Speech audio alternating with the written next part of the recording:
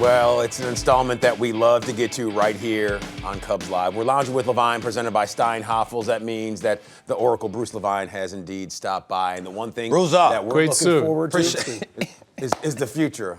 Apparently, I just got this one. That's right. Either way, Bruce, when you take a look at the Milwaukee Brewers, the Cubs, they've been one of the best teams in all of Major League Baseball since the middle of June. However, making up ground on Milwaukee, that's been a problem, hasn't it? 5.5 games back. Can they track them down?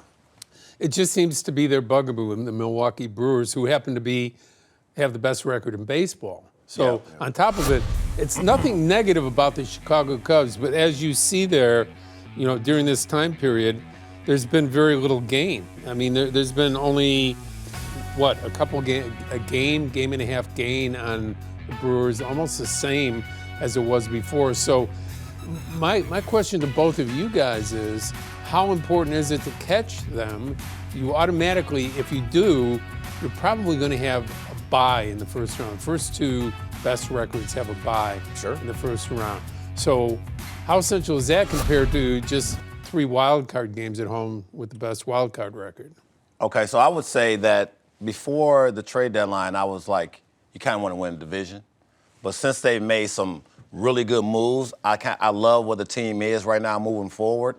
I looked at the strength of schedule for both. The Cubs have a harder one, and the Brewers are 5th as far as what they have left. The problem is they play each other 7 more times, right? So I think that plays a big part. That's probably maybe a good thing. A good thing. But in reality, when you play somebody 7 times, guys, does anybody really sweep that? No. I mean, is there a 1 or 2 game swing at the most that you can count on?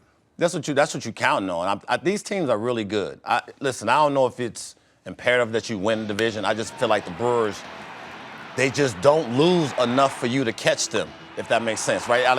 Their roster, and maybe they are, in a position where you have some youngsters from a pitching rotation standpoint, some youngsters that you're hoping don't leak oil down the stretch.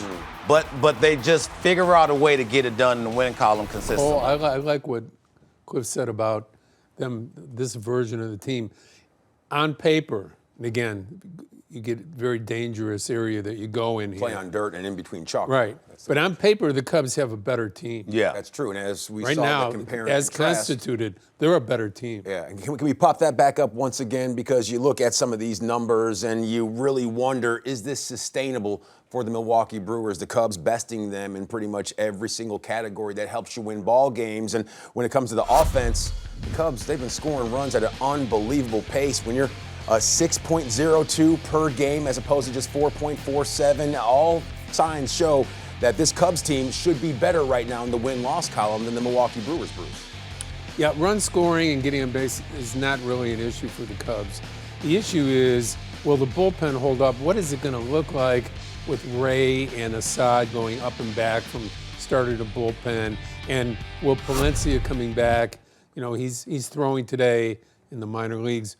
Will Palencia come back? We already heard from Counsell that he's not going in as the closer right away when he comes back. Should Daniel Palencia, should he be in that swing role? He and Ryan Zefferjon pretty much back and forth on that closer position. And Javier Assad, the Cubs, they've won his last 8 outings. Should he be a guy that stays in this rotation, or should he go back and forth, Cliff? Well, I think the one luxury with Javier Assad is he can do it whenever he wants. He can do anything you ask him to do. Solid. So that's a luxury that a lot of teams don't get. As far as Palencia, this is one of the things that I pay attention to what you said the other day about, let's not put the cart before the horse. Like, we can't just say Palencia's going to come back and be the same dude. Let's let him come back and see how well he's throwing, how well he's getting those precious 3 outs, and whatever situation it is. No matter what happens, you got to bridge the gap to get to the last 3 outs of the game.